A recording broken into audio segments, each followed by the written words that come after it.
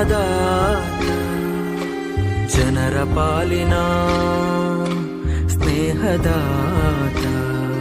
ತನ್ನುಸಿರ ಬೇಯಿಸಿ ಉಸಿರು ಕೊಟ್ಟನು ಬಿಸಿಲು ಮಳೆಗೆ ತನ್ನ ಜೀವ ತೆತ್ತನು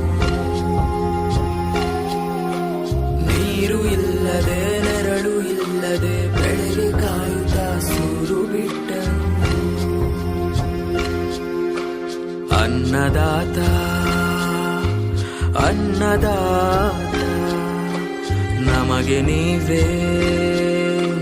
ದೇವದೂತ